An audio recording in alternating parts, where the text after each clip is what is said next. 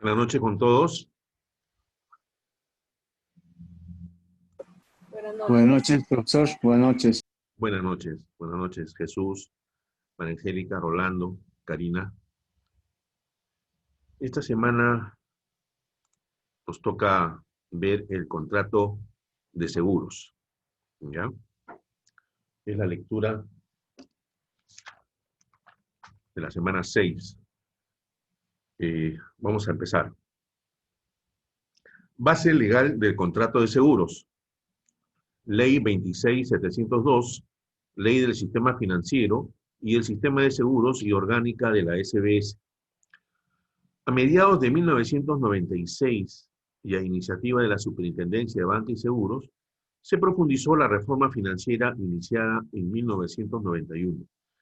El objetivo principal fue el fortalecimiento del sistema financiero y la supervisión bancaria, incorporando las recomendaciones propuestas por el Acuerdo de Basilea de 1988 y su revisión de 1991. Dichas recomendaciones incluyeron la regulación para la administración del riesgo crediticio, así como exigencias en materia de riesgo de mercado. Asimismo, se incluyó la supervisión consolidada, permitiendo que el control abarcara tanto a los intermediarios como a las empresas que forman parte de un mismo conglomerado financiero. El 9 de diciembre de 1996 fue publicada esta Ley General del Sistema Financiero y el Sistema de Seguros y Orgánica de la Superintendencia de Banca y Seguros 26702. Esta ley recoge los aspectos de regulación prudencial que estaban presentes en las dos leyes anteriores y agrega los aspectos mencionados en el párrafo anterior, así como la definición del concepto de transacciones financieras sospechosas como parte de los esfuerzos del Estado por combatir el lavado de dinero proveniente de actividades ilícitas. La Ley 26702 establece el marco de regulación y supervisión a que se someten las empresas que operan en el sistema financiero y de seguros, así como aquellas que realizan actividades vinculadas o complementarias al objeto social de dichas personas. El objetivo principal de esta ley fue propender el funcionamiento de un sistema financiero y un sistema de seguros competitivos, sólidos y confiables que contribuyan al desarrollo nacional, así como promover la estabilidad y solvencia de las instituciones supervisadas, conforme a los principios y prácticas internacionalmente aceptados. No está de más precisar que desde el mes de julio del año 2000, la entidad mencionada también supervisa a las administradoras privadas de fondos de pensiones, llamándose ahora Superintendencia de Banca, Seguros y Administradoras Privadas de Fondos de Pensiones, y que desde el 12 de junio del 2007, mediante la ley número 29038, se sumaron a sus funciones la labor de prevenir y detectar el lavado de activos y financiamiento del terrorismo a través de las instituciones que supervisa. Luego de varios años, comisiones y anteproyectos, el 27 de noviembre del 2012, se publicó y posteriormente entró en vigencia el 27 de mayo de 2013, la ley número 29946, Ley del Contrato de Seguro, derogando los artículos 375 al 429 y 965 del Código de Comercio y otros de la Ley 26702. Disposiciones generales. La ley es la norma especial aplicable para interpretar y resolver cuestiones jurídicas derivadas de contratos de seguros. La ley aplica a todas las clases de seguros, ramos de vida y generales, excepto para seguros obligatorios, cauciones y microseguros, los cuales se rigen por sus propias normas. También será aplicable adicionalmente para regular la relación entre la compañía y los clientes, consumidores, la Ley de Protección y Defensa del Consumidor, INDECOPI. La costumbre mercantil prevalece sobre cualquier sentido que se pretenda dar a las palabras. Perfeccionamiento del contrato de seguros. Naturaleza consensual. Con el solo consentimiento de las partes, aunque no se haya emitido póliza ni realizado el pago de primas, queda celebrado el contrato. No obstante ello, las partes pueden acordar posponer el inicio de la cobertura. Renovación automática. Si la compañía incorpora modificaciones al contrato, La aseguradora deberá dar aviso por escrito al contratante no menos de 45 días previos al vencimiento, detallando las modificaciones.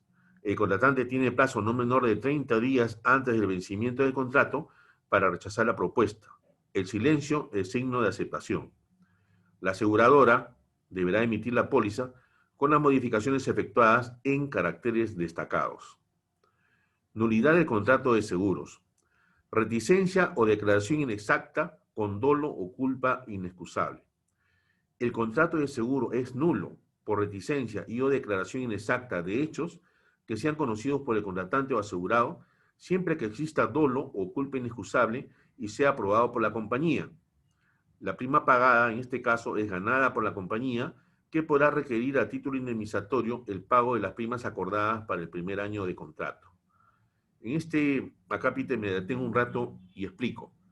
El dolo, ¿no?, viene a ser la intención de un acto fraudulento que desea cometer el asegurado ante la compañía de seguros con el fin de aprovecharse del seguro y sacar algún tipo de ganancia.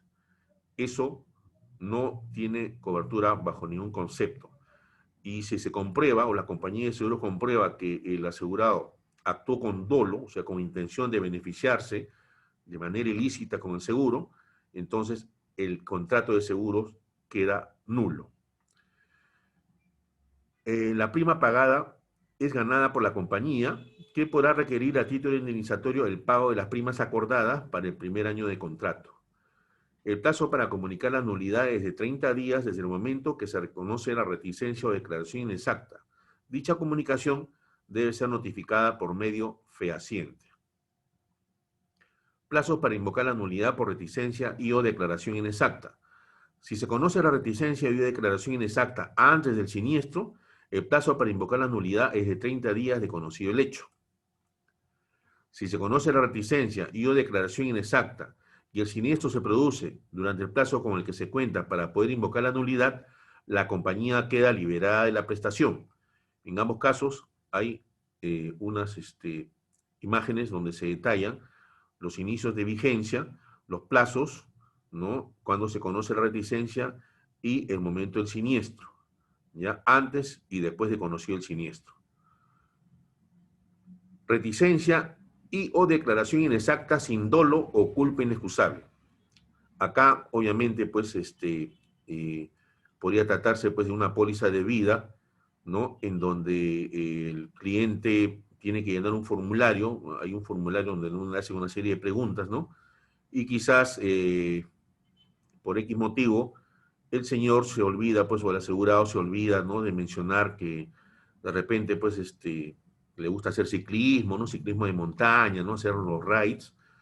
Entonces, no lo considera algo grave, ¿no?, pero de repente le ocurre un siniestro en esas circunstancias, ¿no?, una póliza de accidentes personales, y eso no es un acto doloso, sino que se olvidó de marcar o no lo consideró realmente que podía influir en la apreciación de riesgo por parte de la compañía de seguros, ¿ya? Eso es sin dolo. Constatado antes del siniestro, acá hay también dos situaciones. Cuando es constatado antes del siniestro, puede ajustarse la prima o la cobertura, o sea, se puede regularizar y se puede cobrar la prima o esta prima adicional por estar practicando un deporte riesgoso, ¿no? La compañía tiene 30 días para comunicar el ajuste de prima y o cobertura desde el momento de conocido el hecho. El asegurado contratante tiene 10 días para aceptar o rechazar la propuesta. Si el asegurado no acepta o vence los 10 días para pronunciarse, la compañía puede resolver el contrato, debiendo comunicarse ello al asegurado dentro de los siguientes 30 días. La compañía gana la prima devengada a prorrata. A prorrata quiere decir que se dividen, ¿no?, la prima entre 300 o 365 días y se calcula los días que ha corrido ya la vigencia y esos son los que se deben cobrar. El resto se debería devolver. Cuando es constatado después del siniestro, se reduce la indemnización en igual proporción a la diferencia entre prima convenida y la que resultaría aplicable. O sea que acá, al momento de indemnizar, si se constata después del siniestro y se trata de un acto que no es doloso, ¿no?, entonces lo que hace la compañía es, de la indemnización, calcula la diferencia de prima que existiría entre la que se estableció inicialmente y la que debería haberse cobrado, ¿no? Y esa diferencia la descuenta de la indemnización. De esta forma se subsana, ¿no?, este inconveniente que se presenta después de conocido el siniestro. No procede nulidad, revisión y resolución por reticencia y o declaración exacta en los siguientes casos. Si a la firma del contrato la compañía conoce o debe conocer el estado de riesgo. Si la omisión o declaración inexacta no influyó en el siniestro ni en el monto de la indemnización. Si no se respondió a una pregunta expresa y pese a ello la compañía celebró el contrato. Si la omisión o declaración inexacta disminuye el riesgo. Pago de primas. El contratante es el obligado al pago de la prima. En caso de siniestro, son solidariamente responsables del pago el asegurado y el beneficiario por la prima pendiente. El asegurador no puede rechazar el pago de la prima ofrecido o efectuado por tercero. El pago de la prima puede ser fraccionada o diferido, debiendo constatar los plazos en el convenio de pago. Quiero regresar al punto anterior en donde se menciona el asegurador no puede rechazar el pago de la prima ofrecida o efectuado por un tercero. Tomemos como ejemplo el caso de una póliza vehicular, ¿no?, que el asegurado no ha pagado 2 meses, ¿no?, y entonces ya está a puertas de que le cancelen la póliza, y el tercero, al enterarse de ello, ofrece el pago de la prima porque va a recibir mucho más en cuanto a lo que es la indemnización por la responsabilidad civil frente a terceros. En esos casos, la compañía de seguros debe aceptar el pago del tercero para que prosiga con la atención del siniestro. Compensación. Se podrá compensar la prima pendiente de pago únicamente de la póliza afecta por el siniestro atendido contra la indemnización debida, lo que se les explicó hace unos instantes. Falta de pago de primas. A partir de la fecha de vencimiento de prima, 30 días después inicia la suspensión automática previa comunicación al asegurado. 60 días después de comunicación remitida al contratante, se resuelve el contrato previa suspensión. 90 días después se extingue el contrato. La suspensión opera una vez transcurrido 30 días desde la fecha de vencimiento de la obligación. Para este efecto, la compañía deberá comunicar previamente el incumplimiento del pago de la prima. Está detallado en una lámina el inicio de la vigencia, el segundo mes que no paga. En ese lapso se envía la carta informándole el incumplimiento del pago y el tercer mes ya se inicia la suspensión de la cobertura. Como se puede apreciar, ya el primer mes 30 días, segundo mes 60 y tercer mes los 90 días que se indican. Rehabilitación de la póliza. Solo procede en los casos en que la cobertura haya estado suspendida. La rehabilitación se aplica hacia el futuro y requiere del contratante el pago total de las cuotas vencidas. La cobertura puede tener efecto a partir de las 00 horas del día siguiente a aquel en que se cancela la obligación. Resolución por falta de pago de prima. Estando en suspenso el contrato por falta de pago de prima, se puede optar por la resolución del mismo. Se considera resuelto contado 30 días desde que el contratante recibe tal comunicación. Ahí nuevamente la misma lámina, pero ampliada hasta un quinto mes, ¿no?, donde en el segundo mes se le envió la carta por falta de incumplimiento de pago y el tercer mes se inició la suspensión de la cobertura.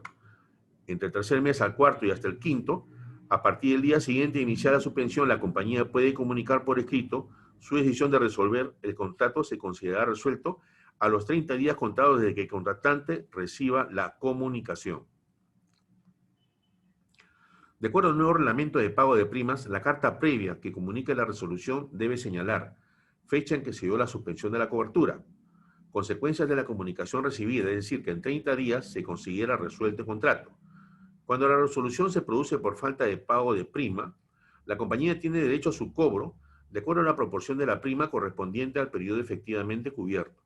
Comunicada la resolución al contratante, no se podrá rehabilitar la cobertura. Extinción por falta de pago de prima. Si la empresa no reclama el pago de la prima dentro de los 90 días siguientes del vencimiento del plazo, se tiene por extinguido el contrato. la aseguradora tiene derecho al cobro de la prima devengada, o sea, prima que haya vencido. Pólizas.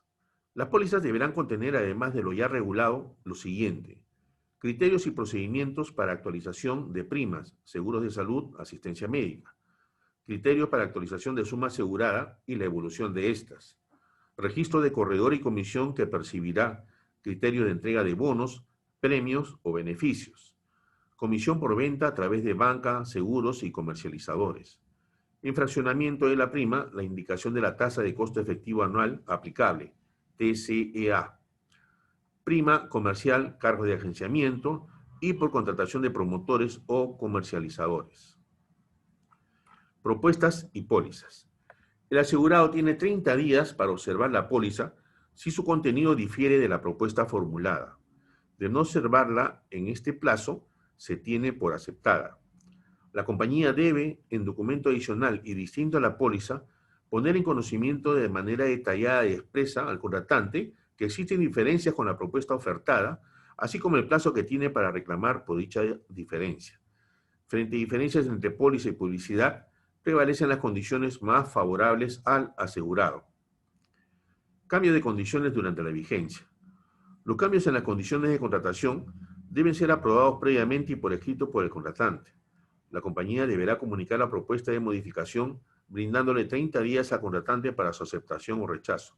En caso de rechazo de la propuesta, el contrato deberá seguir rigiéndose en las condiciones que fueran pactadas. Documentos entregables.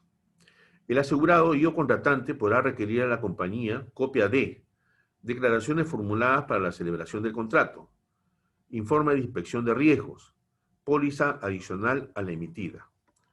La compañía podrá establecer el pago de una tasa por los gastos para la entrega de dichos documentos. Cobertura provisional. La compañía podrá emitir una nota de cobertura provisional. La vigencia máxima de las coberturas será de 30 días, pero podrán ser prorrogables en tanto se emite la póliza de seguros. La nota de cobertura provisional se sujeta a las mismas condiciones, coberturas y exclusiones previstas en la póliza a emitirse, salvo pacto en contrario. De no especificarse las condiciones de la cobertura provisional, se sujetará a las condiciones del modelo de póliza registrado en la SBS correspondiente al mismo ramo, cobertura, modalidad y tipo de riesgo. Derecho de arrepentimiento. Se aplica para los casos de pólizas contratadas en oferta de seguros fuera de locales comerciales de las compañías o a través de promotores. Perdón. El tomador de seguro puede resolver el contrato sin expresión de causa dentro de los 15 días de recibida la póliza o la nota de cobertura provisional, se devolverá la prima pagada. Se deberá entregar dicha información por escrito al potencial tomador de seguro sobre este derecho de arrepentimiento.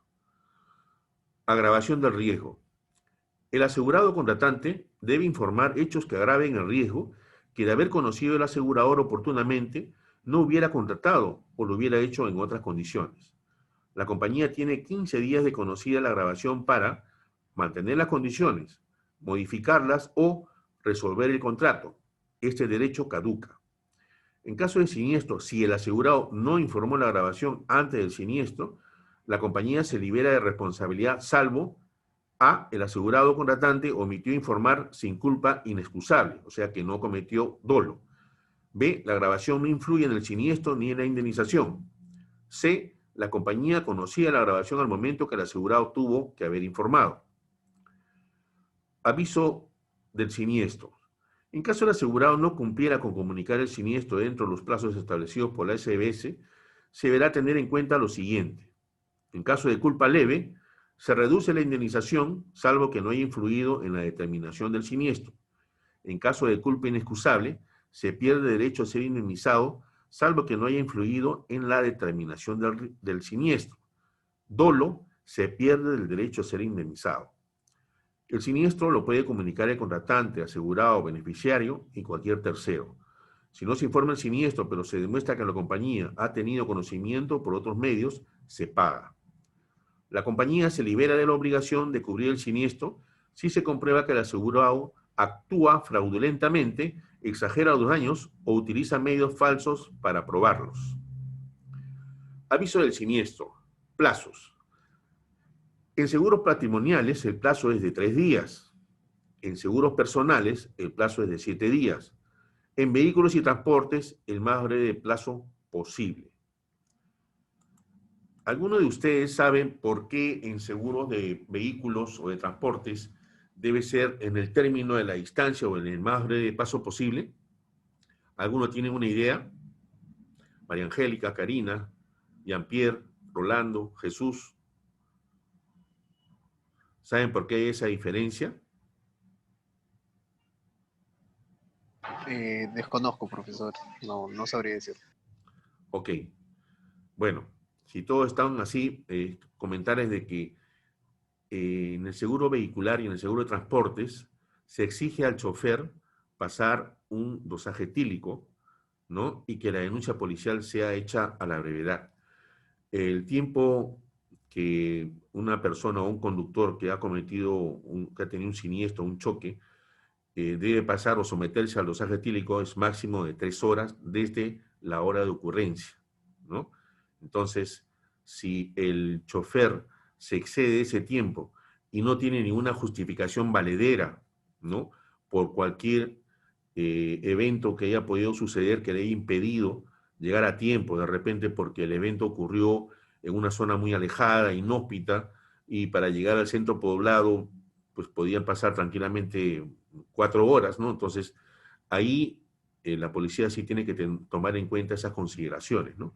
Entonces, igual se le toma la muestra de sangre, pero tiene que tomarse en cuenta el tiempo y la distancia que han transcurrido desde la fecha, desde el momento del siniestro, ¿ya? Porque en esos dos tipos de siniestros, ¿no? En esos dos ramos, tanto en el de seguros vehiculares como el de transportes, los choferes están obligados a someterse, ¿no? Al dosaje etílico. En el caso de negarse, se entendería o se presumiría que se encontraban bajo los efectos de alguna bebida alcohólica o de algún alucinógeno y estarían cometiendo una infracción a la póliza. Obviamente se tiene que proseguir con todo el trámite policial, más si se trata de accidentes con pérdida de mercadería, pérdida de vidas humanas y daños materiales muy fuertes, ¿no? Actualmente los seguros vehiculares... Profesor, ¿Sí? profesor, Sí. disculpe, una consulta antes de que Sí. cambie de tema. Justo ahí lo que usted estaba acotando de lo que tiene que pasar el dosaje etílico en el caso de un accidente. Cuando ocurre un accidente y digamos que tiene que pasar dosaje etílico, ¿también es necesario que pase peritaje en este Claro, caso? ¿Es obligatorio que pase un peritaje? sí, claro, o sea, es cuando, si tú vas a la comisaría, no es que eso te lo pida el seguro, sino que ese es un trámite policial, ¿ya? ¿Y quién te lo va a exigir? Te lo va a exigir la policía, ¿ya? ¿Por qué? Porque es hacer la denuncia policial, someterse al dosaje etílico, pasar el peritaje de daños, rendir una manifestación. ¿Para qué? Para que con todos esos elementos la policía haga la investigación y si es que amerita pasar a la fiscalía, ¿no? Ellos van a hacer un informe inicial que va a ser cabeza de proceso. Entonces, todo eso, como es un trámite policial que se está iniciando, tienes que cumplir con todo ese trámite policial. Porque si no, Y, y si en este caso, perdón que lo corte, si en este caso hay un accidente y la otra persona, digamos, el otro carro se da a la fuga, porque creo yo que el peritaje involucra a dos partes dañadas o solamente una. no tiene que ver ahí el tema ¿cómo se llama? Involucrar a dos partes. Basta con que tu carro, tú manejando, te hayas tomado una volcadura y tu carro sea una pérdida total, ¿no? Para que inicialmente, o sea, por el monto, y obviamente tú has resultado lesionado, vas a tener tú que someterte a todo procedimiento policial. Porque en ese tipo de casos, por la severidad, ¿no? La policía va a intervenir sí o sí, ¿no? Entonces, y la compañía de seguros te va a exigir que presentes un atestado en donde se determine, pues, que hicieron un análisis de a qué velocidad ibas, que te encontrabas bien, que no tenías ingesta de alcohol, ¿no? Que no habías infringido ningún reglamento de tránsito, porque eso ya es parte del trabajo policial, hacer la investigación para establecer la responsabilidad. Si tú tienes un choque con un tercero y el tercero se da a la fuga y no anotas la placa, bueno, igual tienes que hacer la denuncia si es que tienes una severidad muy fuerte y has resultado tú lesionado, ¿ya? Pero si son choques leves, ahora las compañías de seguros mandan a sus procuradores, ¿no? A menos si ocurre el siniestro en ciudad, y corroboran el hecho, e inclusive si lo ameritan, ellos piden a la policía que verifiquen las cámaras, ¿no? Porque ahora hay cámaras por todos lados, que pueden corroborar o no la versión del asegurado que está indicando que fue chocado y el tercero se dio la fuga. ¿Ya? Así que eso hay que tener muy en cuenta. Claro, claro, claro. Mi última consulta sería, profesor, de ¿Vale? que si en este caso hay un accidente en el cual uno de los dos carros está asegurado y el otro no tiene ningún tipo de seguro, Ujú, y digamos, el carro que no tiene seguro hizo, o claro, ocasionó el incidente, la infracción y todo eso, ujú. ¿cómo se repartirían, digamos, en este caso la persona va a hacer la denuncia y todo eso? ¿Cómo, digamos, esa persona puede asumir la responsabilidad y pagar los daños? O la aseguradora del carro que sí tiene seguro cubre con los gastos. En este caso, también puede haber daños personales, pues, ¿no? Hacia la otra persona también, que su carro Claro, no tiene seguro, también puede salir lesionada. O sea, claro, también el seguro puede cubrir ese accidente. O claro. sea, digamos, ¿no? Si A su ver, cliente lo no ha sido replanteo. responsable, si su cliente no ha sido responsable con mucha mayor razón, ¿no? Con mucha mayor razón va a Ah, cubrir ok. el seguro. Y se va a ir en contra del tercero, ¿no? Que ocasionó el evento. Tú sabes que hay una acción de recupero, ¿no? Que efectúan las compañías de seguros contra el responsable. Si fuera al revés, que el asegurado es el responsable, ¿no? Entonces la compañía de seguros, ¿no? Va a atender a su cliente y también va a tener que asumir la cobertura de responsabilidad civil frente a terceros por lesiones o daños materiales ocurridos. ¿Ya? ¿Correcto? Ok, entonces continuemos. El ajustador será nombrado en acuerdo con el asegurado, a quien se le propondrá una terna para su elección.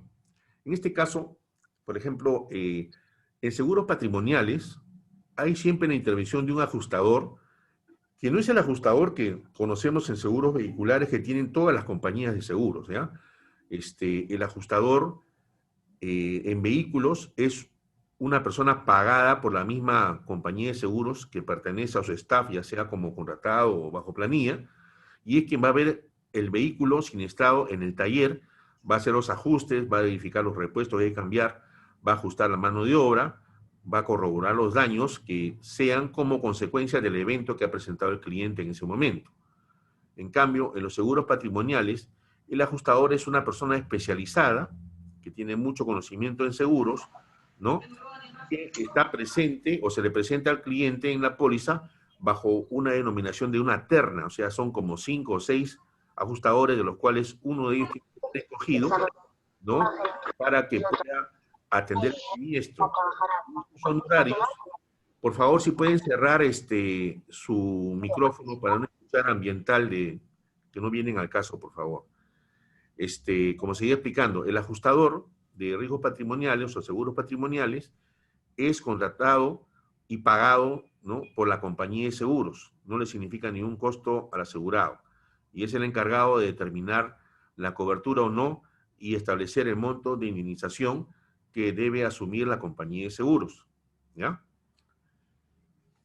No podrá ser designado ajustador quien esté vinculado, tuviera interés o sea familiar del contratante, asegurado o corredor de seguros. Tanto la aseguradora como el ajustador designado dentro del plazo de 3 días pueden solicitar la ampliación de plazo ante la SBS. El informe de ajuste no es vinculante para las partes y debe ser entregado simultáneamente al asegurado y a la aseguradora. En caso de rechazo del siniestro, ello debe ser comunicado por escrito al asegurado con copia al corredor de seguros. Prescripción. En los seguros con cobertura de fallecimiento, el inicio del plazo de prescripción se computa desde que el beneficiario conoce de la existencia de esta cobertura. Las acciones fundadas en el contrato de seguro prescriben a los 10 años de ocurrido el siniestro. En los seguros con cobertura de fallecimiento, el inicio del plazo de prescripción se computa desde que el beneficiario conoce de la existencia de esta cobertura.